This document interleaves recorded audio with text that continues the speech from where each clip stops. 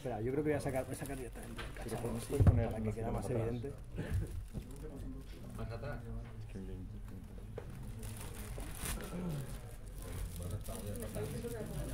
¿Esto quieres explicar tú? Sí, luego lo explico yo. Vamos a dejarlo aquí. Sí, tú a la tuyo. Si tienes, ¿hay un ejemplar del libro por aquí? ¿Eh? ¿Algún ejemplar? ¿Algún ejemplar del libro tenéis por ahí? Pues me dejan en casa. Vale. No, pero No, uno personal, venga. No se lo robes, ¿eh?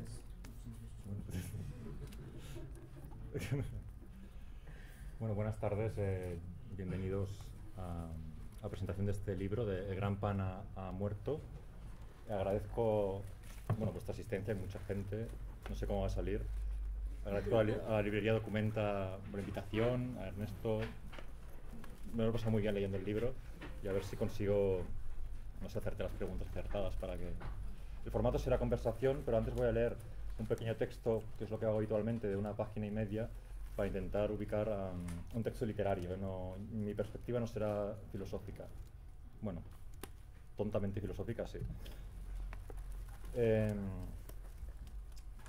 Quiero empezar este texto porque quiero empezar leyendo un texto titulado Notas de un biógrafo mesetario, que es esa explicación de mi primer recuerdo de Ernesto Castro. O sea, la primera vez que yo encontré a Ernesto Castro, que en realidad creo que es un recuerdo medio inventado, que son 2 en 1, no lo sé. Tú sígueme. Luego me aclaras lo que es verdad o no, pero ahí creo que hay 2 recuerdos ahí. ¿Por qué el día que conocí a Ernesto Castro? Porque creo que representa muy bien ese día en concreto y lo que pasó ese día, el espíritu pánico, el espíritu que se describe en muchos momentos en este libro. Y creo que por ahí empezaremos, por esto. Mi primer recuerdo de Ernesto Castro. Igual me pongo de pie, ¿no? Venga. Bueno, sentado. Igual. No, venga, de pie si quieres. Luego le dejará hablar a él. Eso. Primer recuerdo de Ernesto Castro. Es posible que sean 2 recuerdos que mi mente ha unificado en uno solo. No consigo aclararlo. No tengo documentos ni fotos de esa época a la que voy a referirme. Es posible incluso que me lo dirá él ahora, quien me acompaña, Ernesto, que mi primer recuerdo de Ernesto, o bien mis 2 recuerdos... ahí, siéntate.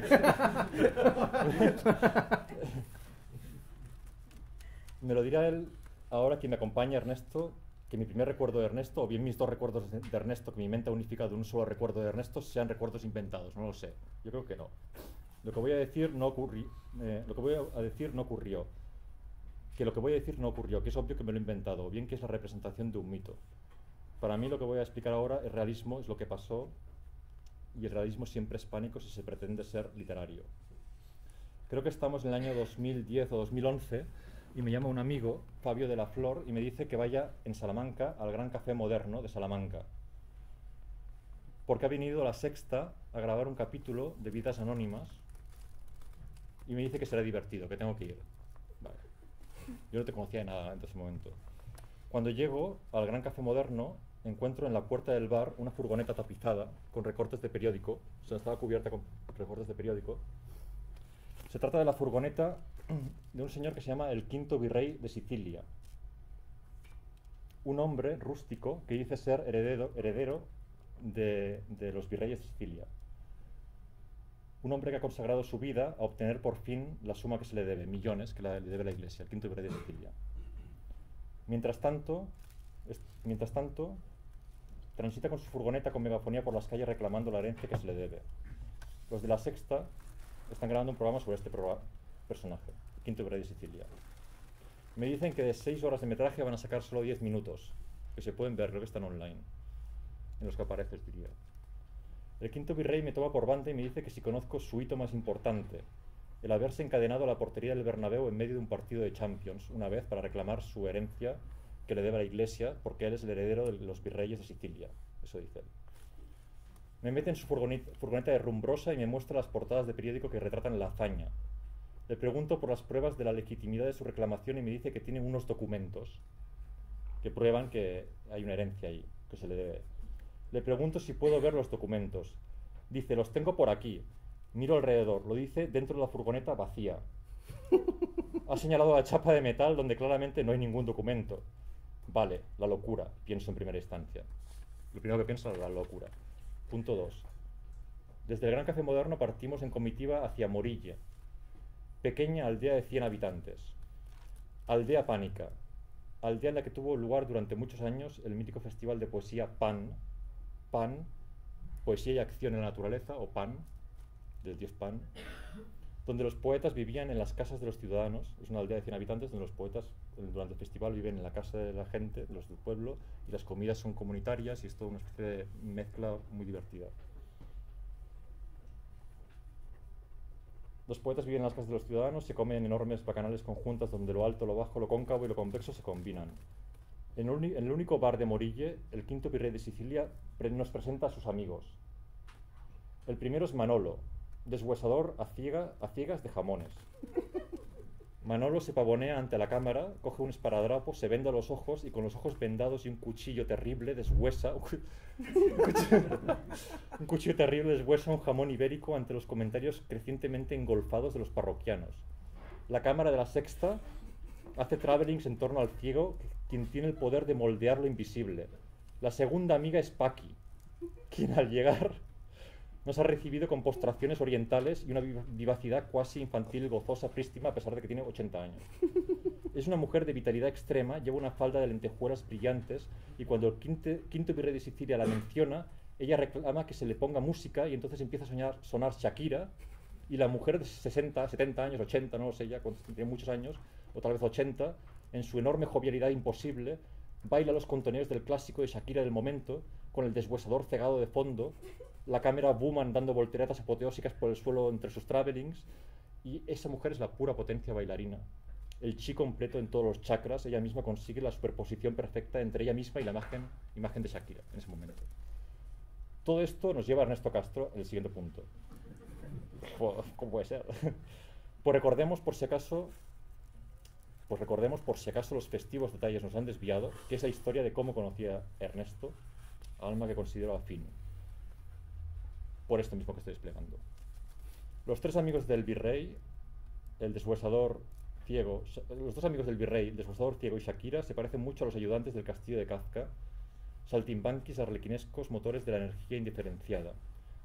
No se sabe qué van a decir, por dónde van a salir, cuando se dirigen a ti son agresivos, quieren ponerte de una forma u otra en aprietos, pero al mismo tiempo infantilmente agresivos.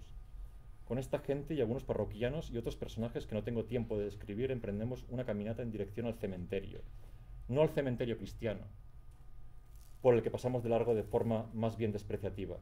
Nuestra comitiva se dirige también al mítico cementerio de arte de Morilla, donde yacen las cenizas del filósofo Pierre Klosowski, un Pontiac que sirvió para que Javier Utray diera conferencias descapotables en torno al Prado y tantas otras obras que están ahí enterradas en esa aldea de 100 habitantes, increíbles obras. Al llegar al cementerio encontramos una comitiva de gente que ya estaba en el cementerio. Junto al bulldozer, los dos sepultureros. El primero es Basilio, hombre agrícola que ya conocía, desdentado, musculoso, famoso por haber sobrevivido a una caída desde un octavo, ahora tal vez loco o mago. Me estrecha la mano, habla a gritos, pero no se entiende la boca desdentada, no se entiende lo que dice nunca, pero habla mucho. No se sabe qué dice o no se le quiere creer, es como una especie de visionario que nadie cree. El segundo sepulturero se esconde tras la voluminosa figura de Basilio. Está metido en el agujero de la tumba y cava enajenado ígneo. Es un chico adolescente. Furiosamente excava la tierra mesetaria. Me lo presentan como Ernesto Castro. Esa fue mi primera visión de Ernesto, sepulturero creador de una tumba en un recóndito cementerio de un último pueblo, de una última provincia, para enterrar en ella una pepita de oro del quinto virrey de Sicilia. Eso fue así, ¿no? Eso fue así. Esa fue mi primera visión de Ernesto. Lo rodeaban Shakira, las gimnásticas cámaras de la Sexta, un bulldozer Caterpillar de 1 tonelada, un comité de críticos artísticos venidos de Madrid, el quinto virrey de Sicilia, el catedrático de literatura barroca de la Universidad Fernando Rodríguez de la Flor, su hijo, su padre, el párroco excomulgador y furioso que nos gritaba desde los límites del cementerio: ¡profanos! O sea, pecadores. Y le daba la campana en su iglesia. Y la energía es esta. La energía es la que quiero expresar, es la energía de Pan. Esta es la energía. Es la energía que para mí es la energía de la carta de tarot, el loco. La carta primera del tarot, que no tiene número, es la energía indiferenciada. El tarot, a mi entender, es una especie de recorrido entre lo indiferenciado, y la última carta del arcano mayor es el mundo, recorrido entre lo indiferenciado hasta la forma completa. El dios Pan pertenece para mí, es una opinión, no sé, a Lemat, el loco. Que en realidad no es una traducción, o sea, no debería traducirse como el loco. Lemat, la carta primera del tarot, sin número, siendo el tarot la representación de lo indiferenciado a lo estructurado, el mundo. La pura potencia en la totalidad, lo inclasificable, el germen de la fuerza creativa, de lo más festivo, pero también de lo más funesto. El sátiro, el bromista endemoniado con cuerpo de carnero. Pues finalmente todas esas personas, en toda su excelsa comicidad, eran también muy peligrosas. O me lo parecía, ¿no? Sí, eran peligrosos. Eran peligrosos. Vale, pues aquí empezamos la conversación. Yo quisiera preguntarte, bueno, primero esto, ¿por qué crees que eran peligrosos? Y segundo, ¿cuál es tu relación con el dios Pan? O sea, entiendo que esta experiencia tú la viviste como una experiencia de relación con el dios Pan, o sea, es una experiencia pánica, pero en el libro, que ahora entraremos en él, porque voy a empezar por esto en concreto, tu relación con el dios. Bueno, antes de nada, agradecer a todos los asistentes, por supuesto a la librería Documenta por alojarnos y al editor por publicar este libro, que es un libro extraño y bizarro. Es un libro pánico, efectivamente, El Gran Pan ha muerto, publicado por la Caja Books, cuyo editor, Raúl Asencio, resulta que proviene de una larga familia de productores de panetones. Aquí tenemos la caja que nos ha mandado. Este panetone bombón tiene en su masa chocolate negro picado, tan solo contiene ingredientes naturales, está elaborado con masa madre de cultivo biológico, ha sido fermentado durante más de 30 horas. Este panetone bombón ha sido elaborado de manera completamente artesanal en nuestro obrador de Aspe, Alicante. Si quieres saber más, ahí tiene la página web, etc. Esto es lo primero que leemos, ¿no? Lo primero que leemos. Bueno, aquí cuenta una historia que se remonta al siglo XVIII, de los Asencio, que han sido productores de pan desde el siglo XVIII. ¿Y él por qué se editó? O sea, ¿por qué se ha hecho eso? No lo sabemos. Tendrá alguna relación, supongo, la producción de pan con la producción de libros. No solo de pan vive el hombre. Y para estas navidades pues nos ha regalado 2 panetones. Aquí tenemos uno de ellos, con un cuchillo jamonero que acabamos de comprar en un Todo a 100 cercano. Y también hemos comprado unos platos de papel del Barça. Y esta ya lo anunciamos desde el comienzo, que con la firma del libro, quien quiera se podrá llevar también un trozo de este panetone. Más que nada... Pero no hay suficiente, bueno, microtrozo. Iremos cortando generosamente. Tan solo tenemos, de hecho, 8 platos del Barça. 8 platos. No pensamos que fuera a venir tanta gente. Pero tenemos luego más platos de papel de marca blanca. ¿Dónde? Ah, aquí. Sí, Es una presentación del libro ya. Bueno. Tengo aquí más platos. No te preocupes. ¿Qué has traído de casa? He traído más platos, sí. He traído más platos, no del chino todavía. Estos son de plástico. Pero bueno, no del Barça, con los 8 primeros compradores del libro se llevarán lo bueno que es el Barça y el panetone. Claro, esto ha venido sustituido por la carta, la tarjetita con la que venía el regalo, que era pan ha muerto, larga vida al panetone.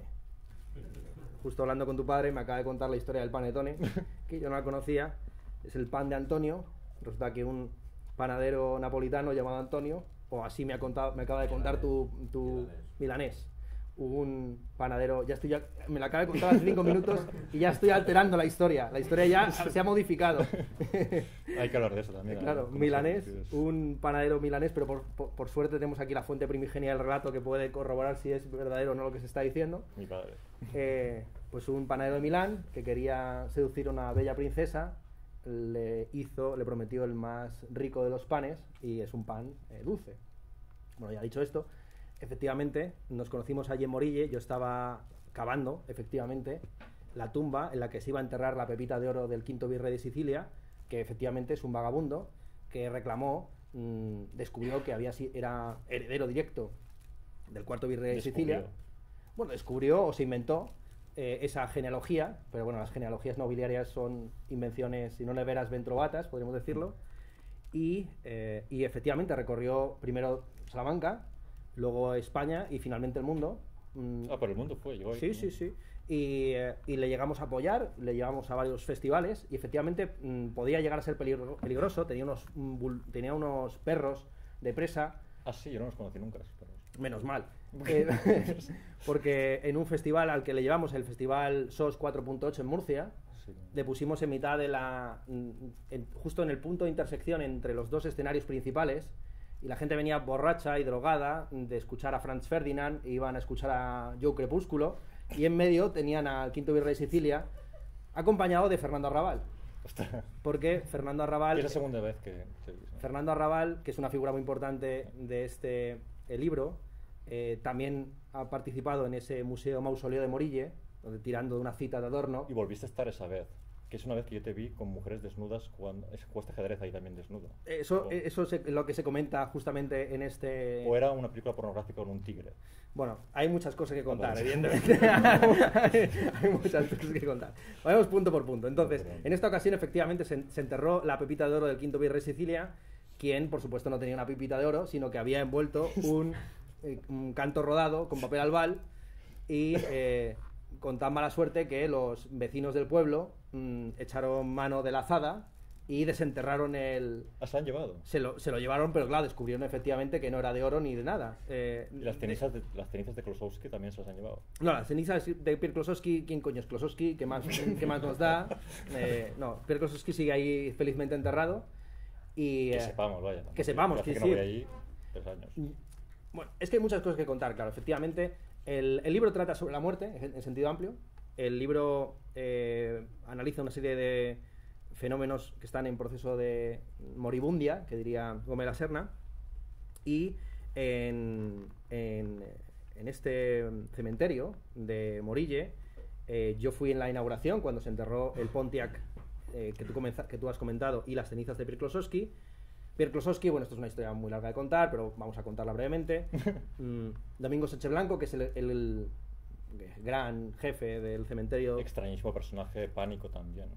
de Salamanca, se hizo un día una foto en la biblioteca de mi padre, y cuando se reveló vio que el flash había hecho que el libro que estaba justo detrás de él parecía que le salía del cerebro y ponía Pierre Klosowski, tan funesto deseo. Y se lo tatuó, efectivamente. Ah, se lo tatuó, Luego claro. se lo tatuó, sí, sí. Luego de esto. Hombre, no, si se lo hubiera tatuado antes, ya hubiera sido cojonudo, ¿no? Entonces, al ver un libro que le salía de la cabeza con ese título tan maravilloso, dijo, wow, Pierre Klosowski, qué nombre más cojonudo. Sí. Este tío debe ser la hostia. Y efectivamente, era un filósofo que había hecho una interpretación de las más conocidas sobre la teoría del eterno retorno, de Nietzsche, que yo creo que es también bastante importante para lo que se dice en el libro, y que había formado una asociación en Francia llamada Cefal, cuyo objetivo era crear una sociedad totalmente horizontal por medio del sacrificio ritual del fundador y su verdugo. Pierre Klosowski se ofreció para ser sacrificado como fundador de Acefal, pero claro, no había allí nadie con los huevos como para ser su verdugo y luego suicida. Así que Acefal quedó no acéfala, sino cabezuda. Pero se creó el mito un poco de que estos eran antropófagos y que tenían unas prácticas sexuales extrañas. Entonces nadie se quería acercar a Pierre Klosowski. Domingo Sánchez Blanco no se leyó ninguno de sus libros, pidió un resumen a mi padre. Eso que hacía, pedía cosas a la gente y todo el mundo decía cosas para él. Era muy raro. De hecho, en la presentación que hice de Paul Preciado hace unas semanas, de su último libro, Disforia Mundi, le comenté esto de que Pierre Klosowski está enterrado allí en Morille, y quedó flipado, porque claro, en Francia Pierre Klosowski es como un plan Ortega Gasset, vamos a decirlo así. Entonces, de repente descubres que Ortega Gasset está enterrado en un pueblo de Francia de 100 habitantes, junto a un Pontiac, una pepita de oro falsa. Una lápida increíble, ¿no? Que es la de versos muy raros, ¿no? De gasolina, no sé qué versos son esos. No me acuerdo, yo tampoco me acuerdo. Vamos a terminar entonces la historia. Llegó allí Domingo Sánchez Blanco a la casa de Pierre Klosowski y invocó las leyes de la hospitalidad. En un francés medio inventado, le iba traduciendo una cubana que fue con él, porque ninguno de los grandes especialistas, ni Félix Duque, ni Cuesta Abad, ni ninguno de los grandes klosowskianos de Madrid se quiso acercar, porque pensaba que era un tipo muy peligroso. Según las leyes de la hospitalidad, que él habéis escrito un libro sobre el tema, cuando uno llegaba a una casa ajena en la Grecia arcaica, tenía derecho a apropiarse de su bien más preciado. En un contexto así de una economía primitiva, ese bien más preciado se entendía que era la propia mujer. Entonces allí la esposa de Pierre Klosowski, dijo: llevamos 40 años esperando este momento. Una señora de 70 años. De 70 años. Llevamos 40 años esperando este momento. Que venga alguien y invoque las leyes de la hospitalidad. Tómeme, soy suya. Y entonces Domingo Sánchez Blanco, que era un especialista en el arte de pedir, se vio allí con una buena mano y dijo: no vengo a por usted, vengo a por el cadáver de su marido. Pero si mi marido está vivo. Pierre, Pedro, ven para acá, ¿no? Pierre, acércate a la puerta. Y apareció Pierre y efectivamente allí firmaron un contrato que yo no sé qué validez internacional o jurídica tiene, según el cual Domingo Sánchez Blanco pasaba a ser propietario del cadáver de Pierre Klosowski en el momento de su muerte. Y así es como se hizo con sus cenizas enterradas en el Museo Mausoleo de Morille. Bueno, es una historia que no se cuenta en el libro, pero aquí se la regalamos. Y, es muy pánica, ¿no? Es bastante... Tiene mucha relación con lo pánico. Pero aquí hay una cuestión ya que quería lanzarte. En esta última semana, preparando esta presentación y diciendo que iba a ocurrir, pues hablaba con gente diciendo: voy a hacer la presentación de Ernesto Castro, y me he dado cuenta que estadísticamente mucha gente piensa en ti, dado que eres youtuber conocido, pues como divulgador o pensador o incluso historiador de la filosofía. Pero yo, las veces que te he conocido, o sea, que te he visto, que son aisladas a lo largo de los años, siempre han sido pánicas, han sido, sí, muy, muy locas. Y de pronto en este libro, que ya vamos a hablar de él, pues a mí me parece que es casi más una obra de literatura, casi que de pensamiento. Hay mucho pensamiento, pero es una obra que en su concepción, y quería preguntarte por ello, si tú consideras que es una obra más literaria, estilo, yo pienso en autores como Weinberger, Elliot Weinberger o Sebald, un poco sí, en los discursos, en los patrones, en las cosas que se ligan. Sí, yo creo que es el libro en el que están casi todas las facetas literarias que hasta ahora he desarrollado. Uno ya va por puro pesado publicando un conjunto de libros y mucha gente dice: bueno, a ver, para abreviar, ¿por cuál debería empezar o cuál debería ser el único? Si tuviera que leer uno, ¿cuál? Y en realidad, de los 7 que están publicados, este es el que contiene en fragmentos características de los otros, ¿no? Entonces, hay unos artículos, unos pasajes, unos capítulos dedicados al realismo postcontinental, que fue el tema de mi tesis, donde yo me pongo un poco más serio, un poco más académico, más filosófico en ese sentido metafísico del término, o ontológico, epistemológico. Hay capítulos biográficos, como es la anécdota que cuento sobre Arrabal en la introducción, que es aquella vez que jugué al ajedrez con una chica desnuda emulando a Duchamp, y luego el diario final, donde cuento mi lectura de Proust y el suicidio de mi abuelo Antonio Córdoba Luque. Y entre medias, pues hay muchos... Esos textos se parecen mucho a lo que hice en Memorias y Libros del 15M. Y luego hay textos de crítica cultural, como los que puedo ver en Ética, Estética y Política, en Otro para el Agua. Sí, por ejemplo, los del medio, que hay una especie de estructura particular en la numeración del índice que sube y baja, ¿no? Como hay 2 capítulos 0, y los del medio son... 0, 1, 3, 1, 2, 3, 4, y luego 3, 2, 1, 0. El 4 son este tema político, ¿no? Más político. El primero, que es el pan de cada... No, perdón. El preludio es un texto sobre Peter Pan, el mito de Peter Pan, que iremos bajando esto un poco con el tiempo que dé. Luego hay un texto sobre teoría del aplauso, o sea, que son temas muy dispares, pero al mismo tiempo creo que se entroncan a través de lo pánico, o el dios Pan, o la figura de esta fuerza indiferenciada que muchas veces, por ejemplo, Peterson intenta hacer un sistematizar a partir de X cosas, y ese sistema no funciona. Y tú muestras cómo no funciona, todas sus debilidades, y la idea de que en el punto de pánico sería el punto de lo irracional dentro del pensamiento, la posibilidad de eso. No lo había pensado, pero efectivamente es verdad que una de las unidades, 2 de las posibles uniones del libro es este tema de lo vivo y lo muerto. Lo vivo y lo muerto en Hegel era un libro, si no recuerdo mal, de Croce, del año 1900 y pico, donde hacía una revisión de, en fin, que había quedado envejecido o rejuvenecido de Hegel a un siglo de la escritura de sus principales libros. Y en este libro pues hay mucho de ese elemento, ¿no? Pues la pandemia, las viejas ideologías, las esperanzas del 15M. Por eso digo que hay muchos temas que provienen de la forma antigua, posmoderna de hacer filosofía. Y luego está esta otra variante, efectivamente, otro hilo, que es el de lo caótico.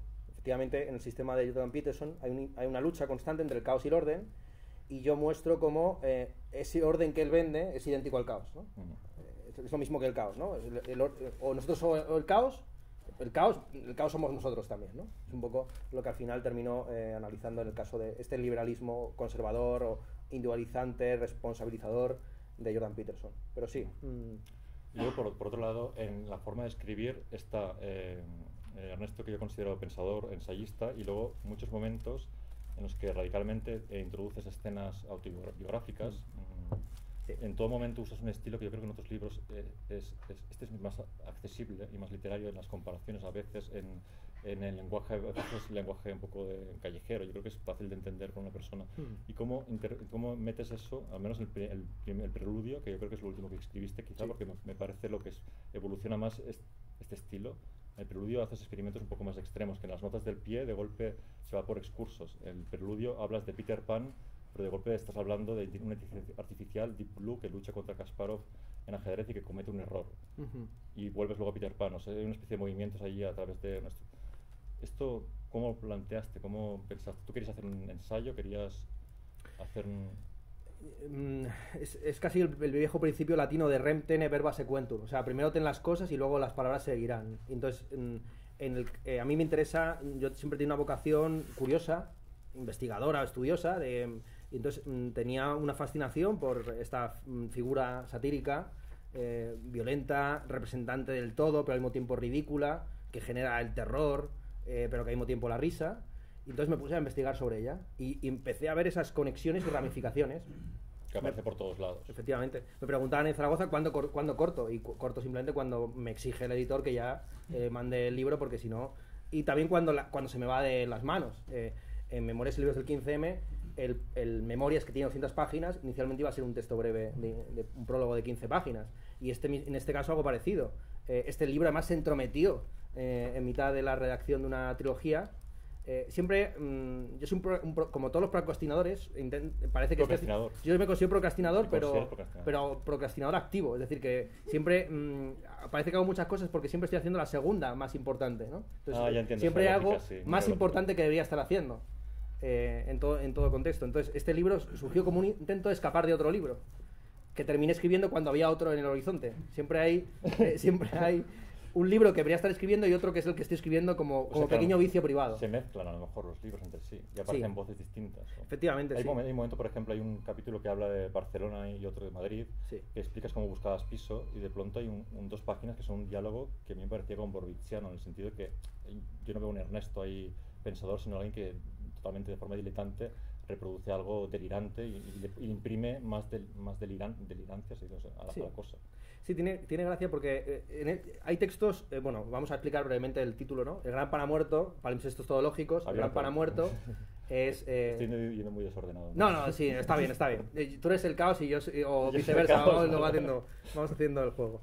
El Gran Paramuerto es una frase que aparece en una obra de Plutarco sobre la decadencia de los oráculos. Es un texto muy curioso que tiene una primera parte sobre el fin del paganismo, pues como la Sibila ya no pronostica el futuro, como Delfos está sin impuestos y por lo tanto no puede mantener los monumentos que tiene allí. Y luego una segunda parte que trata sobre si existe un mundo o varios. El fragmento del pasaje que conecta ambos temas, un tema más ontológico de cuántos mundos hay y un tema más sociológico o teológico de, en fin, el hecho de que estén en decadencia los oráculos quiere decir que los dioses han muerto o que sus genios tutelares están envejecidos. El pasaje central es este de un marinero que escucha en mitad del mar el Gran Paramuerto. Tamus, es como se llama el marinero. Tamus anuncia al llegar a costa que el Gran Paramuerto.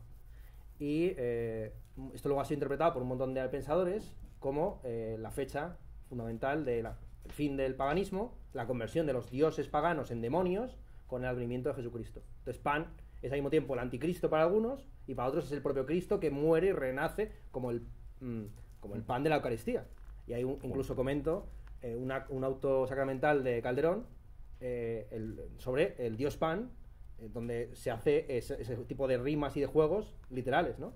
El pan nuestro de cada día es el Dios Pan que ha muerto y que vuelve cada domingo en forma de la hostia. Hablando de lo biográfico, no quiero escapar de la segunda o la tercera vez que nos vimos y que tuvimos un trato más cercano, porque aquella vez... Eras biógrafo. Entonces yo era biógrafo, efectivamente. Así que me viniste a mi casa y te alojaste 2 días en una habitación destruida, con una calefacción, y decías la biografía de Alberto Parrín. Eso es. Entonces, nos conocimos, yo creo que esto fue en 2012, en aquel entierro del Museo Mausoleo de Morille. Y luego en 2015 yo estaba investigando sobre Alberto Cardín para escribir una biografía, y de hecho uno de los fragmentos o textos que no sé si que hasta el último momento estuve dudando si incorporar uno al Gran Pan era lo que hice de aquella biografía. Pero no llegaste a acabarla. Que no llegué a terminarla, efectivamente. Este libro también es un poco los retazos de los libros que intenté en muchas ocasiones escribir, y que como eran tan importantes, nunca terminé de acabar. O sea, son los libros en los que yo más esperanzas he puesto. Y pero están ahí para acabar. No, ya el Gran Pan los aloja. El palimpsesto. Claro, el palimpsesto los Todo integra. lógico. Y ahora vamos a la expresión palimpsesto y todo lógico. Palimpsesto es el término filológico para referirse a un texto que ha sido borrado y sobre el cual se ha escrito en la antigüedad tardía, que había una escasez de papel parecida a la de hoy, y entonces hoy no pasa lo mismo, ¿no? No se hace con tipex por encima de los libros que están aquí y se escriben los nuestros, pero ya llegará el momento. Tú comentabas, por ejemplo, el primer vídeo de YouTube que tenías, que lo volvías a mirar y veías como eso había que reescribirlo, o el Peterson, el texto que los textos que están publicados son textos que han ido evolucionando, que a lo mejor has sacado en otros sitios o algo parecido, pero la versión final es una reescritura de ti mismo, un revisionismo continuo, que por otro lado me parece muy interesante, porque en la última parte del libro, que es un diario, de golpe estamos en ensayo sobre temas concretos, de golpe hay un diario, que además tiene un título muy particular. ¿Cuál es el título del...? Que es un título largo. ¿Lo tienes aquí, amigo? Ah, sí, está aquí, lo había apuntado. En ese diario... Ingrato, egoísta y cruel, diario de lectura y duelo. Vale. Y es una... ¿Este diario? Sí. O sea, en este diario, de golpe, el autor se desnuda de una forma que me parece muy significativa, al menos muy honesta, en cuanto a tus neuras más profundas. O sea, yo leía eso y pensaba, está diciendo muchas cosas que se puede entender muy bien cómo escribe, o cuáles son las problemáticas incluso internas que puedes tener tú en tu vida, no sé, como... Sí. Además, había una especie de... Yo diría que el diario es un diario en el que se explica una lectura de En busca del tiempo perdido. Me gustaría un momento luego hablar de Proust. Y tú lo intercalas con tu trabajo, tu escritura que estás escribiendo, y al mismo tiempo hay una especie de reglas que te impones de escritura, de 1000 palabras al día, de la procrastinación. Dices de ti mismo cosas bastante agresivas contra ti mismo, que es que como no he puesto números en las páginas, pues claro, o bueno, está perdido. Hay un... dices de ti mismo cosas... sí, bueno, empiezo con los dos, tanto el preludio como el posludio tienen un título con 3 adjetivos. El preludio se titula Alegres, Inocentes e Insensibles, que son las 3 propiedades que debe tener un niño para poder ser frecuentado por Pan. Entonces, cuando al final de Peter Pan, de Barry, se pregunta a la hija de una de las primeras niñas perdidas con Peter Pan por qué no viene a verla a Peter Pan ya cuando es adulta, y la respuesta es porque ha perdido esa alegría, esa inocencia e esa insensibilidad, ¿no? O sea, como ese tercer elemento perturbador o terrible de Peter Pan, que es que Peter Pan es eternamente joven porque olvida, y porque para él todos los niños son siempre una y otra vez el mismo niño perdido. Es un gran psicótico, Peter Es un Pan. gran psicótico, efectivamente. Claro. Y va olvidando las hadas que van con él, las niñas que van con él. Entonces se empieza por alegres, inocentes e insensibles, y se termina con ingrato, egoísta y cruel, porque se parte de una cita muy conocida de Proust, donde está el título que le quería poner a En busca del tiempo perdido. En busca del tiempo perdido quería titularlo él inicialmente Las intermitencias del corazón. Y a mí es muy acertado, por otro lado. Uno de los pasajes más interesantes, bueno, voy a leerlo porque yo creo que hemos leído primero un Panetone y ahora toca a Marcel Proust, ¿no? Esa realidad, está hablando justo de la muerte de su abuela. Sabemos que es una configuración literaria de la muerte de su madre. De todas formas es lo mismo, porque él cuenta cómo la muerte de su abuela para él pasa como si no fuera nada. Es algo que se cuenta además en un párrafo como si no tuviera importancia. Y es a los meses, a los años, cuando volviendo por los mismos sitios que frecuentó con su abuela, de repente descubre su ausencia y ve en el rostro de su madre cómo la muerte ha subido un peldaño, y cómo su madre, a través del duelo de su abuela, se ha convertido en su abuela.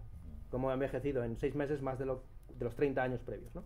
Entonces dice Marcel Proust, esa realidad no existe para nosotros hasta que no ha sido recreada por nuestro pensamiento. De otro modo, todos los hombres que han estado implicados en una batalla gigantesca serían todos ellos grandes poetas épicos. Y así, en aquel deseo enloquecido de precipitarme en sus brazos, solo en ese instante, más de un año después de su entierro, debido a ese anacronismo que tantas veces impide al calendario de los hechos coincidir con el de los sentimientos, vine a saber que estaba muerta. Había hablado de ella muchas veces desde aquel momento, y también pensado en ella, pero bajo mis palabras y mi pensamiento de joven ingrato, egoísta y cruel, nunca había habido nada que se pareciese a mi abuela, porque en mi frivolidad, en mi amor al placer, en mi acostumbramiento a verla enferma, solo conservaba dentro de mí, en estado virtual, el recuerdo de lo que había sido. Entonces, bueno, también es un poco un retrato de... ¿No piensas que Proust es una especie de antídoto a lo Peter Panesco en sí mismo? Porque cuando yo he cogido a Proust en la versión que tú comentas de Valdemar, que además te entras en la edición esa, porque la de Valdemar es la que es una traducción más fiel y mantiene la sintaxis más larga de Proust. Pedro Salinas la corta toda. Coges a Proust y tiene una sintaxis que absolutamente nadie usa, demasiado larga, demasiado subordinada. Hay un momento que empiezas a leer y has perdido el aliento porque no esperabas que la frase continuara. No hay ningún otro autor vivo y ni muerto, creo. Bueno, sí, muerto seguro que habrá, pero es como el representante de algo que de pronto hoy en día empiezas con eso y tienes que cambiar tus sinapsis cerebrales de lo que hay ahora, que es lo Peter Panesco rápido, el turbocapitalismo que tú llamas, a una especie de forma de pensar necesariamente lenta. Esto que has leído tiene muchos matices y subordinadas y es poliédrico. Es en definitiva muy complejo, que es justamente que es una de las claves de tu libro, que lo que muchas veces denuncias de lo sistemático, que son simplones los sistemas. Y yo creo que cuando hablas de Proust y entras en Proust, es un ejemplo de, puedes estar 20 páginas analizando un gesto y vas a flipar y vas a llorar casi como leyéndolo. Sí, tiene gracia porque un autor al que más tiempo he dedicado este año es a Joyce, y Joyce no aguantaba a Proust. Es famoso el encuentro entre ambos y hay muchas versiones. Según algunos estuvieron hablando hay muchas variantes, ahora no me acuerdo de ellas. Hubo un único encuentro justo en el año 22, que era el año en el que publica Joyce el Ulises, y el año en el que muere Proust, dejando sin corregir las 3 últimas partes de su obra magna. Y Joyce tiene una anotación cuando estaba leyendo En busca del tío perdido que es la siguiente: Proust, el lector termina las frases antes que él. El lector termina las frases antes que él. Entonces lo que se quejaba Joyce de Proust era que efectivamente se alargaba, entraba en demasiados matices, iba enrollándose demasiado, ¿no? Pero ahora si haces eso, entras, haces la sinapsis, que o sea, después de 2 días leyendo Proust ya estás en ello, ya ves el mundo distinto. Claro, después. Sí. El asunto en mi caso, casi toda mi trayectoria literaria ha sido una búsqueda de la frase corta. Y yo, por tendencia natural a enrollarme y a embarullarme, pues tanto a la hora de hablar como a escribir, tiendo a esa frase larga, subordinada, con paréntesis. Y lo que he intentado buscar en muchas de las revisiones de los textos, en muchas ocasiones era tan sencillo como partir párrafos, poner puntos donde había comas, y esa es una revisión continua en Ética, Estética y Política, en Otro para el Agua, y también aquí. Se puede ir viendo casi físicamente cómo los párrafos van adelgazando, ¿no? Y cómo me voy atreviendo a veces a párrafos, esos párrafos, ¿no? de 3 líneas o de 4 líneas. Para mí es una maravilla. Fue, de hecho, algo catártico escribir un diálogo, porque claro, en un diálogo hay líneas que solo son sí, no, vale, adiós, hola. Sí, pero el diálogo requiere una tensión especial que yo creo que sale muy bien, y de pronto encontrar una persona que es muy hábil como pensador y te mete de una frase a otra en una escena que es de los hermanos Marx y luego te vuelve al otro, me parece que es uno de los grandes logros de este libro. Bueno, pues gracias. Respecto a lo que dices de Joyce, de golpe he pensado en Anne Carson, que tiene este libro de Poéticas del Deseo, que es un libro que me gustó mucho, no sé si lo entendí bien o no. Carson habla de Esquilo, de la obra de Esquilo, y de cómo ¿cómo explicarlo? Para Esquilo era más importante el sonido, quizá, que el significado. O sea, que gran parte del peso de su escritura estaba en el sonido, de cómo sonaba eso. O sea, que el sonido era conductor de significado. Y en Joyce muchas veces puede pasar eso, ¿no? Cuando lees el Finnegan's Wake, el principio, que suena increíblemente bien, hay un doble entendimiento del lector, no sé, una cosa es lo que vas entendiendo que vas leyendo y algo que el sonido te mete cosas dentro. Ese meterte dentro cosas del sonido para mí es algo que pertenece a lo pánico y que igual se puede sistematizar o hacer, es musical, puedes decir es el ritmo, no sé qué, pero cuando tú escribes literatura hay un momento en que no puedes estar ya en lo sistemático, tienes que estar en una especie de magia. Sí, efectivamente. Esto le he estado dando muchísimas vueltas. En 2020 volví a escribir poesía y volví a interesarme por estos temas métricos y rítmicos y me empecé a ver un montón de rimas por todas partes. Unos principios básicos de la prosa elegante es que no rime. Claro. Pero yo creo que tiene que ver más bien con los trucos, o sea, tiene que ver con lo que se considera demasiado demagógico. O sea, una prosa que esté constantemente rimando es una prosa demagógica y el resto de magos van a darse cuenta de que estás haciendo el truco fácil, ¿no? Que estás engañando a bobos.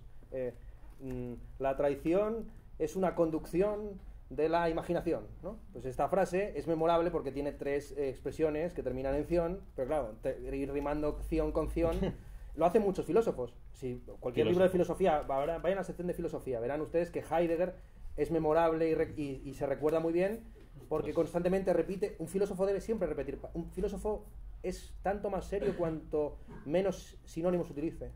Tienen pretensiones de estilo los filósofos. Sí, pero un estilo que se basa en esta falta presunta de retórica que consiste en repetir sin ningún pudor nombres propios, nunca hacer circunloquios del tipo de el maravilloso italiano, el autor de la Divina Comedia, o sea, no, Dante, todo el rato Dante, ¿no? No jugar con esos trucos periodísticos, ¿no? Entonces, yo creo que se ve, desde luego, yo tengo una gran, he desarrollado, como casi todos los escritores, supongo, una gran aversión a los adverbios y a los adjetivos.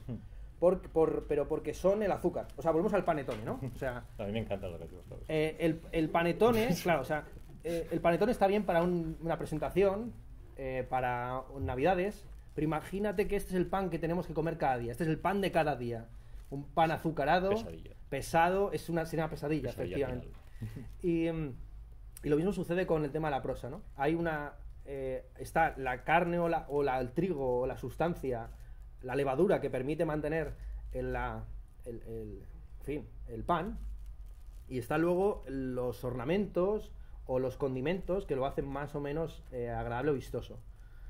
Entonces, ¿qué podría decirte? Pues eso, que yo he tenido momentos muy locos de buscar, eliminar rimas hasta a una manera desquiciada, o sea, evitando incluso repetir, buscar alternativas de verbos para que no haya 2 verbos terminados en aba o en ia. O sea, que la repetición la evitabas. De hecho, muchas veces he buscado esas eliminaciones y luego ya las estoy reintroduciendo poco a poco. O sea, lo único que te podría decir es que para mí eso es o sea, le dedico más tiempo a eso probablemente que a todo lo demás.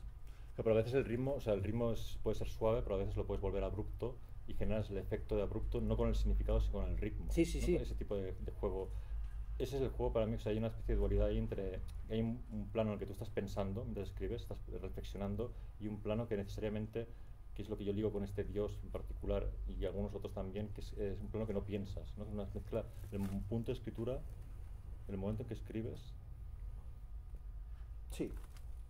Lo hacen inconsciente. Sí, yo creo que sí. O sea, yo le di muchas vueltas, pero al final no hay sistema.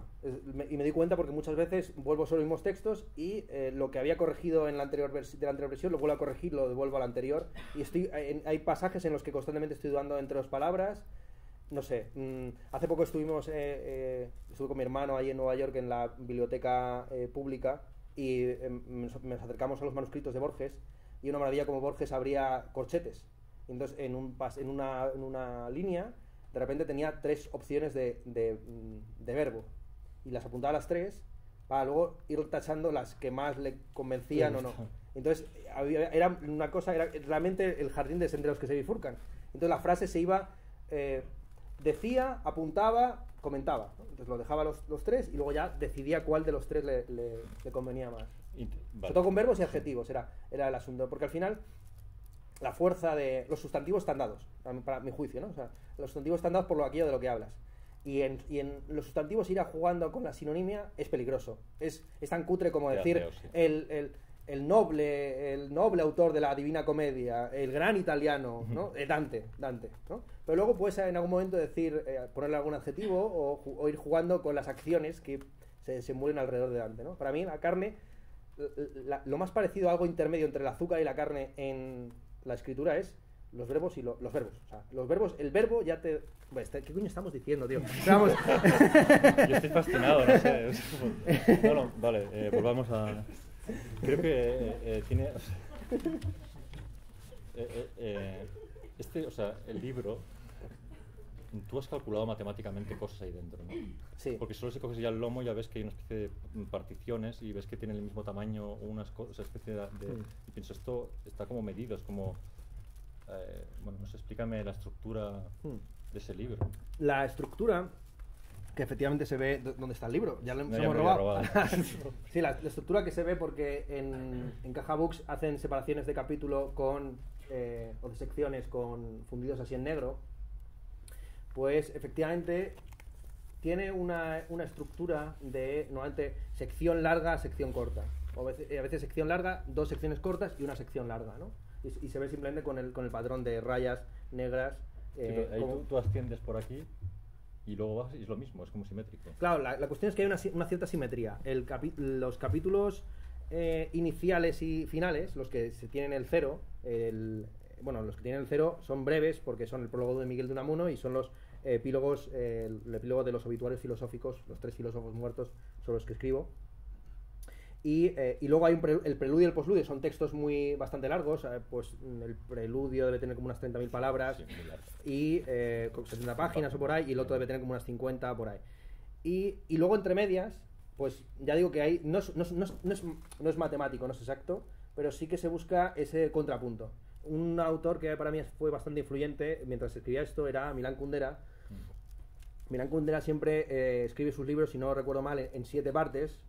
Y la estructura que él tiene de división de las partes lo apoya mucho en cosas, en elementos de estructuras musicales. Él se dedicó a tocar no sé qué instrumento. Su padre era compositor y era amigo de, creo que Jelníček, el famoso compositor checo.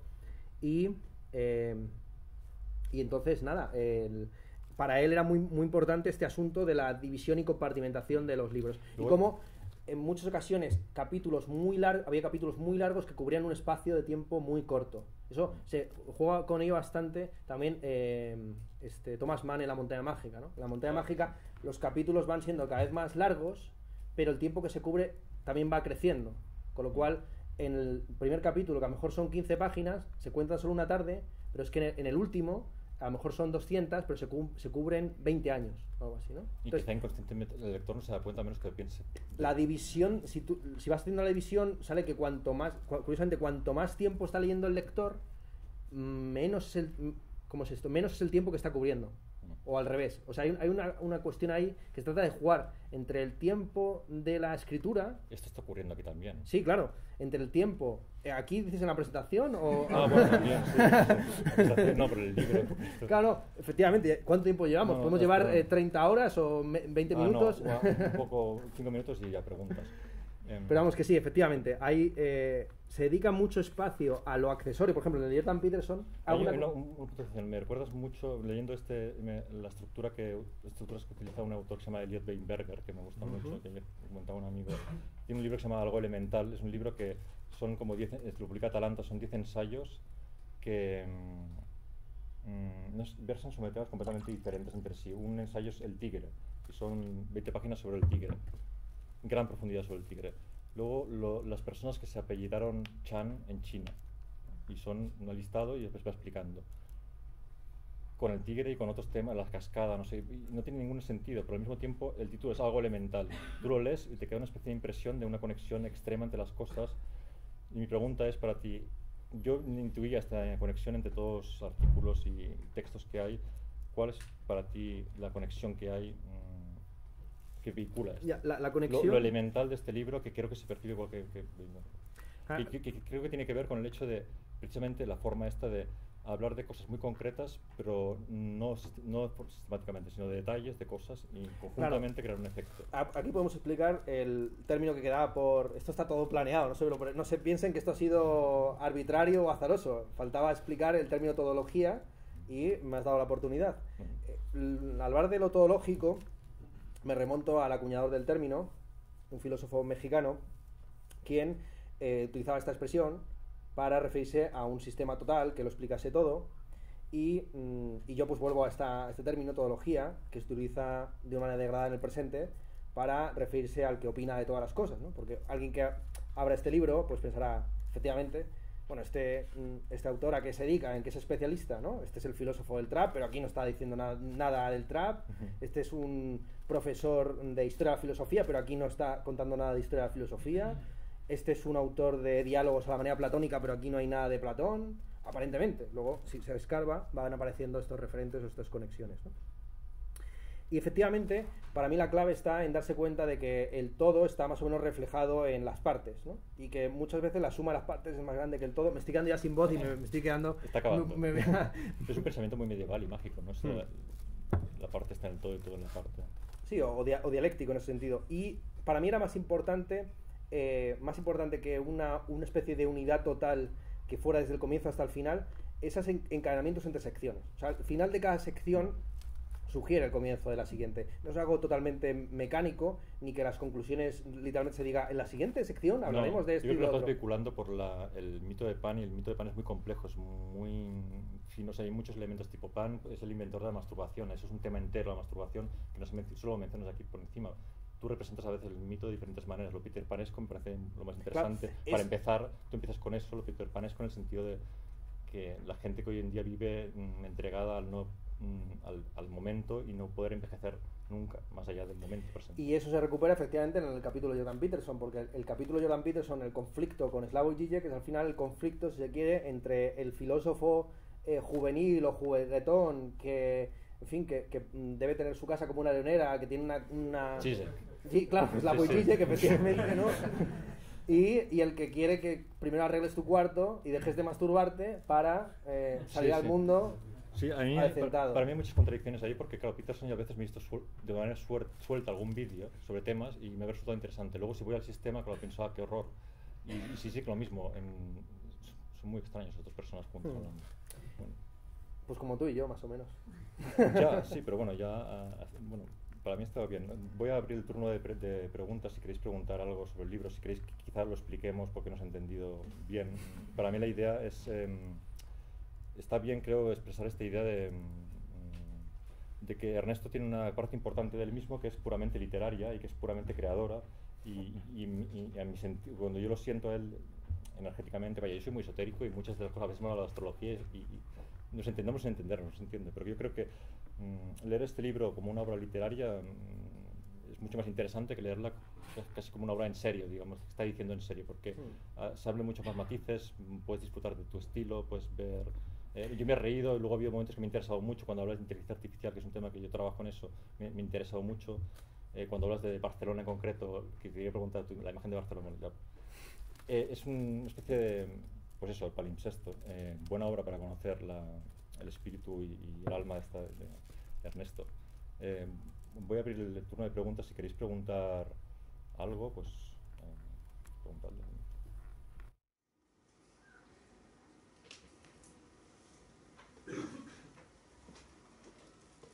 ¿Me puedes preguntar una cosa? Venga, siempre pregunto. Siempre pregunto, sí. No sabía que No sabía que me preguntabas tú. Cuando hablas de la todología, ¿vale? Yo he querido entender que no se puede hacer una teoría del todo, ni se puede explicar todo a la vez, que es lo que también los físicos, algunos físicos, intentan buscar una teoría física del todo. Entonces tú lo que estás es en contra, que piensas que eso no se puede obtener, ni en literatura, ni en filosofía, ni en ciencia, nada. Sin embargo, luego cuando he leído solamente lo que está de PDF, entonces claro, la escena esa del ajedrez, que luego sale varias veces también más el ajedrez, el jugador de ajedrez sí que debe ser todológico, porque necesita pensar, conocer todos sus movimientos y todos los movimientos que puede hacer el contrario. Entonces, claro, por eso el ajedrez es fundamental en el libro, porque el ajedrez es aparentemente el más racional de los juegos, pero es aquel donde más se confía muchas veces en la intuición, porque ese todo si tuviéramos la suficiente capacidad de computación y de cálculo, podríamos perfectamente prever cuál es la jugada maestra o perfecta, pero como careciendo de esa posibilidad de abarcarlo todo, no porque todo sea infinito, sino porque es demasiado grande para nosotros, debemos confiar en esa intuición o en ese salto al absurdo, en ese caos, en ese desorden. El ajedrez le interesa a Raval y le dedica una novela que tiene como título también una carta del tarot, La torre herida por el rayo. Dura carta. Que ahora explicará él también el significado de esa carta. Bueno, hay dos personas que se caen de una torre, un rayo a la parte, o sea, la intuición te lo dice. ¿Y a tu juicio qué significa la carta? Es que el tarot es la intuición, o sea, el tarot, la carta está ahí y tienes que interpretarla a juicio de la pregunta que has hecho, entonces siempre es funesto, ¿no? O un detenimiento, un bloqueo. La torre en sí misma es una cosa sólida, pesada. Detenimiento saturnal es esa carta. Entonces, todos los filósofos intentan comprender el todo y son más interesantes muchas veces por los problemas o por las ruinas que generan que por los edificios sólidos que pretenden vender a sus discípulos y a sus adversarios. Por ahí iría la cuestión. Entonces, a los pánicos, al movimiento pánico, a Raval, etcétera, les interesaba el ajedrez precisamente como esa racionalización del caos o caotización de lo racional. Las dos variantes les vale. Aquí me surge, es que he encontrado parte de los papeles, realmente no te he preguntado nada de lo que he escrito por aquí, pero bueno, hay una cosa que me pregunto cuando tú estás en YouTube, ¿qué pasa con las estadísticas? Porque yo soy analista de datos y trabajo mucho en estadísticas y entiendo que tienes muchos datos y gráficos. El mundo de la estadística y de los gráficos, que es un mundo, no sé si has entrado en él o no, pero es un mundo que tú puedes construir cualquier discurso, cualquier narración y defender cualquier argumento a partir de los gráficos que tienes. Como tu tráfico de YouTube así, pues a defender cualquier cosa cogiendo momentos fuera, dentro. Me gustaría preguntarte eso, por último, la relación con las estadísticas y luego comentarte si has probado TikTok, porque me parece que el algoritmo de TikTok es el algoritmo pánico por excelencia. En la medida en que TikTok siempre, cuando tú haces una publicación, lo estoy probando hasta 12 semanas y probando anuncios y intentando coger métricas de esto, cuando tú haces un posteo, siempre te lanza al vacío de la enormidad de gente, pero nunca a tus seguidores. O sea, no crea vínculos entre la gente. Entonces ves que hay gente que tiene 8.000 seguidores y sigue a 8.000 personas, pero es una red social que solo crea el caos en su algoritmo. ¿No? Algo parecido sucede en YouTube, efectivamente. Muchas veces al presentarme, pues los presentadores tiran de esa cifra, ¿no? Tiene más de 140.000 seguidores en YouTube. Que yo creo que esos no sé dónde estarán, esos estarán en el paraíso de los benditos que nunca abren la página porque... como sucede en casi todos los canales, la mayor parte de los espectadores son personas que no están suscritas. Yo ni siquiera apelo a like, subscribe y me da igual, o sea, hacer lo que les dé la gana. ¿Tu relación con las estadísticas? O sea, Mi relación es ninguna. Hace una semana apelé a ellas para que un editor se animara a publicarme en Latinoamérica diciendo, mira, más de 2 millones de personas me han visto en México. Y eso es una tontería, eso no significa nada. Y por ahí van, no las miro, o sea, como en el momento en que ya desactivé esta reciprocidad continua de los comentarios, etcétera, pues ya dejé de entrar en esa sección del YouTube creadores, claro, más que para subir... Te has protegido. He levantado un muro, efectivamente, he levantado esa torre. Sí, una buena torre en este La caso. torre de marfil, efectivamente, que será herida por el rayo en algún momento. Tarde o temprano. Tarde o temprano será herida por el rayo. Pero estaremos preparados. No lo sé, Ah. no lo sé. Sí. A ver, ¿alguna pregunta, alguna intervención? Sí, yo tenía una pregunta. Es para, mira, a colación de lo que ella decía, yo soy físico y de pequeño decía que la muerte no existía porque la muerte es inacción y en la tercera ley de la termodinámica la inacción no existe en el cosmos. Entonces, ¿qué sería para ti la muerte? La muerte es el olvido, básicamente. O el olvido es la muerte. Es la lección final de Proust, es que estamos constantemente muriendo porque constantemente hay partes de nuestra vida que van desapareciendo hacia el olvido. Hay un pasaje muy conocido de En busca del tío perdido cuando muere Bergot, la representación de Anatole France. Gran descripción de 10 páginas de Anatole France. Y dice, muerto para siempre, ¿quién puede decirlo? Muerto para siempre, ¿quién puede decirlo? Y al final de ese pasaje cuenta cómo el día del entierro de Anatole France, sus libros estaban abiertos de 3 en 3 en las estanterías de las librerías como ángeles desplegando las alas por su redención, ¿no? Una de las lecturas posibles de En busca de un perdido es que el arte es aquello que nos inmortaliza y es lo más parecido a esa recuperación de ese pasado que ya está inevitablemente muerto, por mucho que lo podamos recordar o revivir. Pero al final, en las partes finales del tiempo recobrado, se llega a la visión de que también esa eternidad del recuerdo a través de la obra de arte pues es finita, y que si Bergotte fuera leído y recordado incluso siglos y milenios después, pues habrá algún momento en que el planeta Tierra carezca de seres vivos y donde pues bueno, digamos que la muerte sería también esa entropía, efectivamente, esa homogeneidad que es idéntica al ruido. Pero el acto sí que permanece, ¿no? Es decir, o sea, el nombre propio se pierde, pero esa acción que realizó en su momento va a perdurar en la eternidad. No, porque la entropía va a hacer que en un momento dado ni haya planetas o sea, que todo va alejándose poco a poco de todo. Eso sí, se puede. Es decir, el cosmos se va expandiendo. Tampoco está muy claro, ¿vale? Tampoco está muy claro, sí, pero bueno, yo veo cómo se va alejando a Andrómeda, y entonces vete ya despidiéndote de Andrómeda. A Marte cada vez está más. Se está acercando a Andrómeda. Uy, que pues entonces mejor que se aleje. Bueno, pues si se va está acercando, peor, me lo pone. Yo pensaba que se alejaba. Sí, la Vía Láctea va a colisionar con Andrómeda antes de que el Sol desaparezca. O sea, Bueno, pues entonces, amigos míos, prepárense, porque La torre se avecina. la invasión de Ucrania no es nada comparada con cuando lleguen los de Andrómeda por aquí. Sí. Pues eso, la muerte yo creo que tiene que ver con eso, con la entropía final de que no habrá... ya estamos, cuando tenemos la de física, los que tenemos una formación más bien humanística, filosófica, estamos diciendo bobadas, pero básicamente por ahí iría la cosa. Me gusta el término, o sea, para ti es el olvido. Sí, para mí tiene que ver sobre todo, a escala antrópica, tiene que ver con el olvido. En referencia a Proust, tú hablas de la memoria histórica, comentas como el hecho de hacer memoria histórica no es posible porque la memoria es siempre subjetiva y personal, ¿no?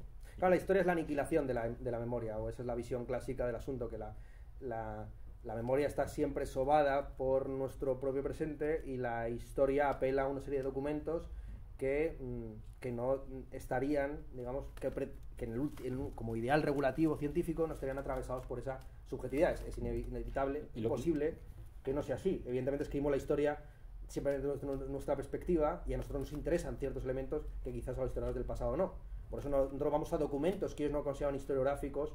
La historia, hasta bien entrado el medievo, era una crónica militar de un normalmente general que, ya retirado, contaba lo que había presenciado o oído de otros testigos fieles. Esa era la visión que estaba en Heródoto, más casi periodista. O sea, los historiadores del pasado, Heródoto y Tucídides, tienen más de periodistas que de lo que hoy día consideramos historiadores. Se inventaban, como se inventan los periodistas a día de hoy, los discursos, o el clickbait, ¿no? El discurso de Pericles, el famoso discurso escrito por Tucídides, es una invención literaria de Tucídides, igual que las declaraciones de Putin o de no sé quién, pues están todas atravesadas por el periodista. Suetone también es así, se inventa muchas cosas para darle más efectismo a Claro. los operadores.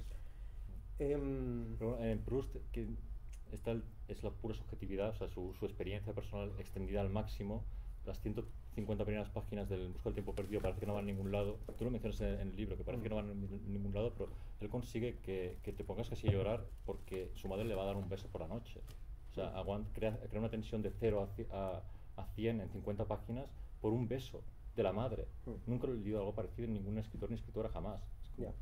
Lo que hace es el universal del beso lo hace hiper subjetivo, esa experiencia concreta de ese beso concreto de ese momento. Y además ahí crea el canon de en qué consiste también el recuerdo, porque el recuerdo tiene mucho que ver con los celos, es decir, con la posesión, con el canto a lo que se está perdiendo, con la obsesión por agarrarse a lo que es efímero ya se fue, y entonces ahí empieza con unos celos a la madre, que luego ya se expanden todo el pasaje de Swann, y luego posteriormente los amores suyos. El primer volumen es sobre los celos, yo creo, ¿no? El tema principal. El tema principal, yo creo que todo el libro es la constante pelea entre el olvido y los celos. Al final los celos se eliminan a través del olvido. Es tan sencillo como eso. Ojos que no ven, corazón que no siente. Es literal, así se podría... Proust en 5 minutos. Ojos que no ven, corazón que no siente. Vale, pues creo que es la frase definitiva para... Bueno, no sé si tienes alguna pregunta más. Yo creo que va a haber alguna pregunta más. Va a emerger alguna pregunta más. Tenía una, que cuando hablabas de Peter Pan, es como esta analogía con la sociedad, ¿no? Por lo que entiendo es como que te refieres a que la sociedad está como mal infantilizada, o ha sido una mala interpretación. No, bueno, sí, Peter Pan aparece, se analiza el libro con bastante detalle y meticulosidad, porque la forma en la que lo escribe Barry con un narrador que a veces es plural, o sea, que son varios, y que habla de nosotros y vosotros, y que juega irónicamente con que, bueno, lo que está contando puede que sea de esta forma o de la otra, pues yo creo que daba mucho juego. Para empezar, lo más interesante del libro de Barry es que muestra cómo el país este de Nunca Jamás es una birria, es una especie de mundo burocrático funcionarial donde los indios tienen que hacer de indios y los piratas de piratas y los niños de niños, y que la verdadera magia está en la clase media burguesa británica victoriana. Como pues Pero el padre acaba metido viviendo en la caseta del perro, la que hace de babysitter de los niños es un perro, la familia... Psicoanalíticamente es muy rico. O sea, la parte más interesante y más fantasiosa del libro no es la que trata sobre los sueños. Los sueños son siempre repetitivos, son mecánicos. La parte más fantasiosa es la que trata sobre la realidad victoriana burguesa de la época. Y como ellos pues no tienen dinero para contratar a una nani humana, y entonces contratan a una nani perruna. Y como se termina metido en la caseta del perro un poco como castigo de haber dejado que sus niños volaran al país de Nunca Jamás, y cómo eso le convierte en un hipster que es llamado a fiestas y le piden por favor que vaya en la caseta del perro. O sea, la trama buena es la trama que sucede en la realidad, ¿no? Entonces, yo no me pongo en plan moralista a los Jordan Peterson de si está infantilizado o no. Lo que también analizo es cómo la fantasía de Peter Pan está construida desde las madres. Constantemente es esa maternidad tóxica, si la queremos ver así, la que construye unos arquetipos de masculinidad eternamente joven, irresponsable, desapegada, olvidadiza, y es esa fantasía la que se transmite de madres a hijas y que mantiene vivo como un vampiro a Peter Pan, parasitando generación tras generación de jovencitas. Esa es para mí la clave fundamental de más allá de las lecturas clásicas, pero efectivamente Pan tiene mucho que ver con ese caos juvenil adolescente que uno debe abandonar para enfrentarse al orden. Y bueno, pero ya no vamos a creer en todas las movidas de Peterson, ¿no? O sea, están bien hasta cierto límite. Ni siquiera hasta cierto límite, ¿no? Vale, nada. Yo decía que a veces había visto un vídeo sobre las duchas frías y me pareció interesante, pero no sobre filosofía, vaya. No, filosofía no. Creo que otras cosas sabe, pero... Y sobre duchas frías sí que sabe, ¿no? Sí. ¿Alguna pregunta?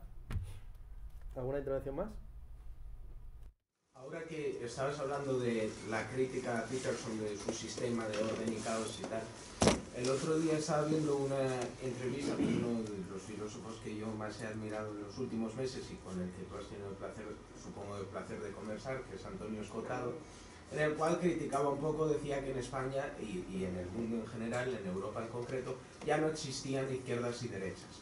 Entonces me hizo pensar un poco en que hay una serie de sistemas con los que se mencionan mucho y que parecen como inviolables y que ya no se cuestionan, que algunas personas, a mí me hizo pensar, suena ya como muy sobao y que tienen sus mesías, izquierda, derecha, ¿no?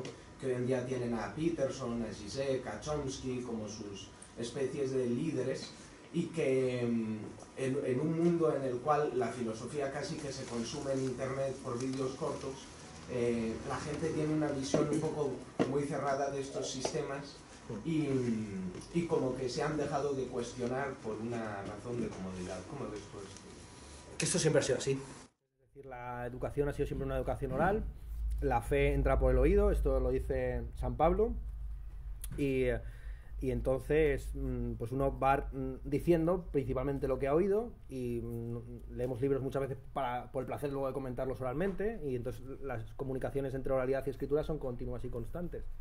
En ese sentido, para mí no hay ninguna diferencia entre el contexto en el que nos movemos hoy y el que había en la época en la que estaba ahí Sócrates con los jovencitos que querían irse a la guerra o escalar por la política. Luego, este tema de la banalización o reducción de la filosofía a los vídeos, por eso no me parece ningún peligro para el pensamiento, porque luego estos mismos youtubers escriben a veces unos este libro tiene 400 y pico páginas, pero es que el que ha publicado Juan Ramón Rayo tiene 2000 páginas, 1000 de presentación de Marx y 1000 de refutación de Marx. ¿Qué pienso? Es un cubo. Ningún marxista.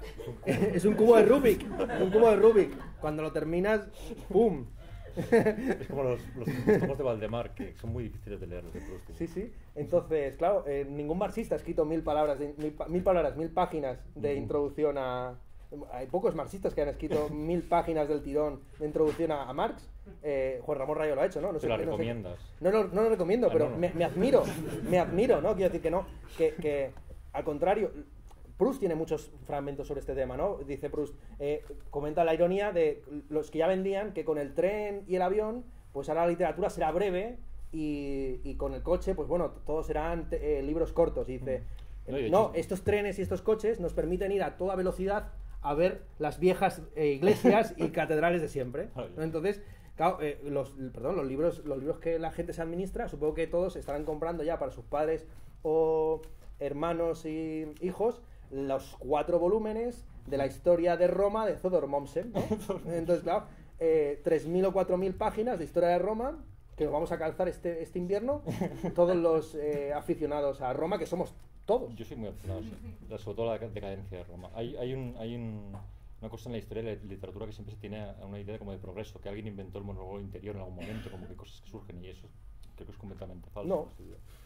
No, es verdad, que son estilos o técnicas En el que... sentido que Stendhal, por ejemplo, en el siglo XIX es un escritor mucho más rápido que escritores del siglo XXI. En cómo construye, y dices, este escritor parece que nació en el XXI, no está poniendo en las descripciones, o sea, parece que existe, que existe internet y todo. Stendhal es muy rápido, pues es un ejemplo, no sé. Sí, a ver, Pierre Bourdieu tiene algunos pasajes donde dice que siempre hay 2 grandes amenazas en sociología, que es la amenaza continua de el vanguardismo de esto lo rompe todo, esto lo cambia todo, y la otra versión conservadora, que es esto siempre existió y al final, en fin, Joyce ya estaba en Homero, etcétera, ¿no? En Petronio está todo, ¿no? En Petronio puede estar todo y... No puede, ¿no? O sea, ¿Tú crees que está todo? Vale, sí. A ver, no sé, yo creo que un término medio, un sano término medio viene bien, como siempre. sí, por eso no soy pensador y tú sí. Claro. No sé si hay más preguntas. Yo tengo una. En relación con lo irónico y un vídeo que vi recientemente tuyo sobre este movimiento social, este movimiento performático del Homo Paline, y bueno, en relación a esta idea del pan y de, digamos, del chico infantilizado, existe una relación entre, digamos, el juego irónico del que hablabas, de que a medida que, digamos, me creó la broma irónica, me terminó convirtiendo en eso que me estoy burlando, y digamos, la persona que encarna este espíritu de Pan, de Peter Pan, digamos, cuando empieza a jugar como niño termina convirtiéndose en niño al mismo tiempo. Antes de responderte, ya sé por qué estoy carraspeando y siento que cada vez que cuanto más agua bebo, peor estoy. Es que es agua del grifo. Entonces, ya he visto la trampa irónica, que es que me están dando casi agua del grifo de Barcelona. Además, ya sabes que en Madrid tenemos como este concepto patriótico, ¿no? Y es muy bueno. No queremos la nostra terra, queremos el agua, de Madrid. Te invito a Hospitalet, que es muy buena agua. Bueno, pues Es este como agua de me Madrid. está como... Bueno, sin más, que era una pequeña broma que no quería dejar pasar. Entonces, sí, efectivamente. Hay, claro, la ironía se confunde muchas veces con el humor, pero son cosas distintas. Justo esta semana estaba leyendo el libro de Gerard Genet que se llama Palimpsestos, la escritura en el segundo grado, que es un libro dedicado a textos basados en otros textos. Él empieza analizando el concepto de parodia. Párodos, el párodos en griego significa simplemente el canto paralelo. O sea, alguien está cantando aquí y tú estás cantando al lado. Entonces, simplemente por el hecho de estar cantando en paralelo, es inevitable que el oyente establezca una relación de armonía, de contraste, de contrapunto entre esos dos discursos. Pues la parodia no empieza siendo un discurso burlesco sobre otro texto, sino que simplemente es algo que acompaña ese texto, que está puesto al lado de ese texto, ¿no? Entonces, poner un texto al lado de otro o apoyar un texto sobre otro, pues genera esas disonancias o esas paralelismos que pueden ser interpretados siempre como una crítica o como un reafirmamiento de lo dicho. De ahí que hasta el siglo XIX la mayor parte de los escritores malditos se justificasen como escritores ortodoxos que retrataban aquello que querían combatir, ¿no? Esa fue la defensa de Baudelaire de Las Flores del Mal, y la defensa de Flaubert de Madame Bovary era que querían retratar los males sociales, no, incitar a el adulterio, el consumo de drogas, etcétera, ¿no? Bien. No sé ni dónde me estoy metiendo. Entonces, a mí siempre me ha interesado, efectivamente, un tipo de arte crítico, socialmente, que no sitúa al arte fuera del ámbito de lo criticado, que incorpora aquello, que incorpora la instancia crítica dentro de lo criticado. Efectivamente, a lo largo del Gran Pan, hago muchas veces críticas a, qué sé yo, el movimiento MGTOW, los incels, sin dejar de incluirme Tú dices, a veces, yo dentro de haces ese cosas movimiento, distintas. porque y esto también me interesó muchísimo cuando estudié el tema de la música urbana. La razón por la que yo consideraba que era más interesante políticamente Zetangana que los chicos del MAI era porque los chicos del MAI siempre se ponían como un modelo de virtud frente a una sociedad decadente y degenerada. Entonces todo el mundo son unos vendidos al sistema, todo el mundo, en fin, son unos apolíticos y están haciendo anuncios de casas de apuestas. Nosotros somos los puros, nosotros somos los profetas que venimos a saciar la sed de justicia del pueblo oprimido, ¿no? Frente a eso, lo que me interesaba de todos los discursos de la música urbana, muy seriamente de Zetangana, era que encarnaba la figura del macho patriarcal opresor que debía ser denunciado por el público. Eso es lo que llamé en el libro aquel del trap arte político participativo, ¿no? Un arte o interactivo, es decir, un arte donde la parte de la crítica y de la crítica recaía en el propio público. Y el propio público debía ser consciente también de los elementos espectacularizadores y ridículos de su crítica, ¿no? De pensar que poner un tuit contra Zetangana, por muchos retuiteos que tenga, es una contribución al movimiento feminista, ¿no? Sin más, este tipo de gestos, donde lo criticado, la crítica se incorpora dentro de lo criticado, pues para mí son esenciales y forman parte de la mejor tradición de crítica cultural y social, que no se vende a sí misma como el único baluarte de las virtudes, la última frontera contra el caos. Suena raro eso. Porque Jordan Peterson, por ejemplo, lo que a mí me parece perturbador, evidentemente, de él... Es su elegancia rara. No, pero es una elegancia... Porque tú eres excéntrico, pero él es... excesivamente coherente, ¿no? Muchas veces, claro. Sí. Vende efectivamente como la única alternativa o la principal alternativa, como el dechado de virtudes que se están perdiendo. Que solo sufre él viviendo.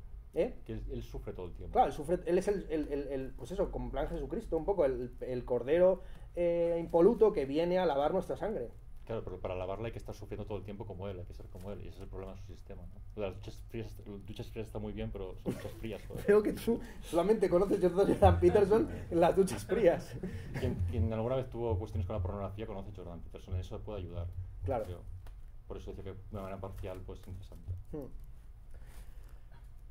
Bueno, Discotecas por Fuera, por cierto, de Víctor Balcells, también está aquí en esta librería. Supongo que él también podrá firmar ejemplares si lo traéis. Digo porque es un libro que además tiene muchas contaminaciones y concomitancias con el Gran Pan. Yo creo que sí. Y que además trata en profundidad estos asuntos, jugando mucho con este tema de los que están combatiendo al sistema, que pueden ser una herramienta del propio sistema, ¿no? El virus que puede en algún momento convertirse en la propia cura de lo que es de la enfermedad que debería paliar.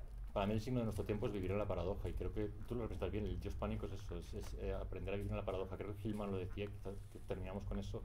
Hillman, junguiano, que a mí me gusta bastante, pero tiene un libro que se llama Pan y la pesadilla, y decía que el problema de la gente hoy en día que vive en el turbocapitalismo, y él lo escribió hace mucho, no dice, usa otras palabras, pero que no saben vivir en pan, con pan dentro, con el dios dentro.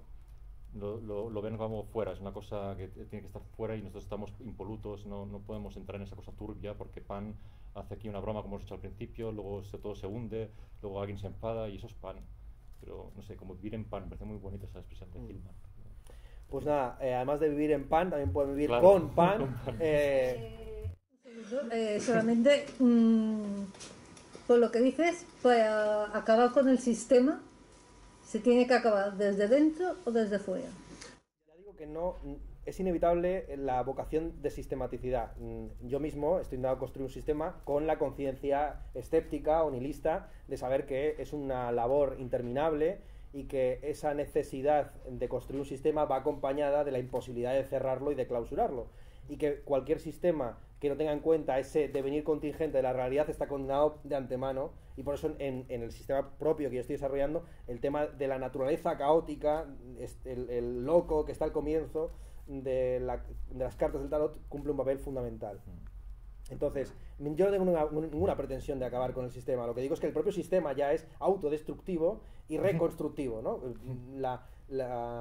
En fin, es una observación muy clara. Frente a aquellos que piensan que cambiar el mundo es algo, una actividad particular, concreta o precisa, y que el mundo, pretender cambiar el mundo es como pretender que el tiempo pase. O sea, es inevitable que el mundo cambie y que el tiempo pase. Es un pensamiento neurótico, ¿no? El mundo se cambia cambiándolo, no pensando que esté cambiándolo. Pero es que el mundo está cambiando ahora mismo en estos segundos que estamos tú y yo aquí Por perdiéndolo. eso, que no tiene sentido pensar que estamos cambiándolo porque ya es el actuar cambio, ¿no? Efectivamente. Eso del instante nietzscheano.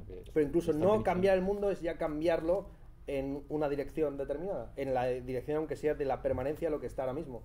Porque además, en lo de las cartas del tarot que has dicho, el pan, el loco, no tiene número. No, O sea, pertenece al sistema, pero está fuera del sistema. de momento sí. O sea que... No, porque luego pasa y el 2 es el mago, que el mago es el mago con los elementos, está jugando, es alquimista, Sí, que sí, empieza pero a mezclar. viendo las cartas solamente, el sistema son todas las cartas, pero él no tiene número, está dentro y fuera a la vez. Eso es. Está dentro y fuera a la vez. Muy bien. Bueno, Pues nada. ¿Volverá a ser interesante las palabras ni Dios ni dueño? ¿Cómo? Si volverán a ser interesantes. Ni Dios ni sí, bueno, no son tan interesantes que están ahí en el libro en la portada del libro de Cristina Morales, que es una autora que se menciona en el artículo sobre la pandemia. Pues comento su actitud antisistémica, Sí, ¿no? Claro, de salir a grafitear, no recuerdo el graffiti que hizo contra el COVID, y Que causó que los propios anarquistas lucharan contra ella. Todo el mundo luchaba contra ella. Claro, entonces, sí, esa frase, pues sí, claro. Ni Dios ni amo, sí, claro. Ni partido de fútbol, claro. Pero era lo que se aspiraba, ¿no? Ilusoriamente. Ni partido ni de fútbol. Claro, ni de fútbol, bueno, pues nada. ¿Había otra mano por ahí levantada? Te vas cambiando de dueño, de hecho, ¿no? Por Dios. Sí. Claro, por ejemplo, este es el... Claro, efectivamente, el gran pan ha muerto. Muere Pan, pero muere siempre para beneficio de otra totalidad. Muere porque hay otro, es como el tema de la paz, ¿no? La única paz es la paz del vencedor. Todo lo demás es una guerra por otros medios. No existe una paz perpetua. Es como un psicopompo, ¿no? Te lleva, Pan te lleva de la cosa a la cosa. Claro. ¿Había otra mano por allí? Sí. La reflexión sobre el dentro y el fuera y la expansión del universo me hace pensar en el todo y sus fronteras, ¿no? Pensando en el infinito. Mi pregunta es, ¿qué puedes decir sobre el infinito? ¿Cuál es? Preguntas muy graves, ¿eh? Lo que podría decir sería infinito. Sí. ¿Alguna una última intervención? Venga, sí, que os estáis arrancando ahora. Ahora es cuando queréis hablar, ¿no? Venga. Resumiendo todo esto, pues, no sé, me viene a la cabeza que al final esto es Peter Pan versus Peterson, ¿no? Sí, claro, hemos bromeado bastante. Tú me has mandado dos emails que voy a imprimir y a empapelar mi casa con ellos, porque son un destilado, yo creo, de tu espíritu pánico y de tu forma de escribir, que a mí me encanta. Y en el primero de ellos, no, todo el hilo de correos se titula La disposición Sancho Pancesca. Que en la presentación de Madrid hablaste de eso. Entonces, Peterson significa hijo de Peter, y en la presentación de allí de Madrid comenté cómo en España los Sanchos están en decadencia. Entonces dije una cifra que luego dije menos de 1000. En España hay 300 y pico Sanchos. Es un nombre como Urraca, que están en decadencia. Más Sancho significa santo. Es una degeneración castellana del término santo. Literalmente estás diciendo. Literalmente, Yo en pensé España... que Sancho Panzas, que hay por ahí. No. Personas que se llaman... ¿Cuántos de aquí se llaman Sancho? Pues aquí hay por lo menos 2 millones de personas, ¿no? en esta librería. Entonces, nadie se llama Sancho aquí, ¿no? Pues eso, ¿cuántos se llaman Urraca? Pero ¿cómo puede ser que muera eso? La gente no se... La gente, o sea, tú tienes un hijo, tu hijo... ¿cuántos de los que están aquí pondrían a su hijo Sancho? ¿Y Urraca? Pues así es como mueren los nombres. ¿Qué es la muerte? La muerte es que... Ya, pero la pregunta es ¿por qué estuvo alguna vez de moda? ¿Por qué estuvo de moda? En Salamanca mucha gente se llama Diamantino, Saturnino. Sí, a ver, y en Plasencia muchas chicas se llaman Montaña por la Virgen de la Montaña. ¿vale? Entonces, Es bonito. está muy bien, montaña, duro, roca, Sí. dolores, ¿no? Angustias. Eso Fuerza, dice algo, fuerza. ¿no? Los nombres dicen cosas. Pero Sancho significa santo, o sea, Sancho es santo, ¿vale? Entonces, es un nombre que han tenido los reyes de Castilla, es un nombre clásico, es un nombre que hasta suena bien y es breve, en fin, no sé qué pasa con Sancho. Lo que pasa con Sancho, que es lo que mencionábamos el otro día, es que, en fin, el Don Quijote de la Mancha lanza como como una especie de visión negativa de lo Sancho Pancesco, como, en fin, pues un negado. Todos queremos ser el heroico, loco, que lucha contra el sistema, ¿no? Todos queremos ser, no el escudero que... Balser quería ser el escudero. Bueno, yo también quiero ser el escudero, yo creo que me den mi también. ínsula. Yo ya estoy camino de la ínsula. Yo en mi trabajo nunca soy jefe, soy el segundo. Claro, Siempre hay y un a mí líder me que encanta. se- Yo siempre prefiero que haya otro que esté luchando contra el sistema. Contra el algoritmo ahí. Claro. Entonces, lo que comentaba era que todos somos sanchistas. Esa fue la frase que dije. Sí. Todos somos sanchistas, pero no queremos Exacto. reconocerlo. Sí. Entonces, claro, reflexioné sobre el tema de Sánchez, hijo de Sancho, ¿no? Pues efectivamente. Sí, presidente del gobierno. Claro, efectivamente. Pues ahí terminamos. Bueno, muchas gracias por asistir, lo dicho. Si quieren un ejemplar, yo os los firmo encantado y también les cortaré un trozo de panetón. Gracias. Es que me estaba ahogando con el agua.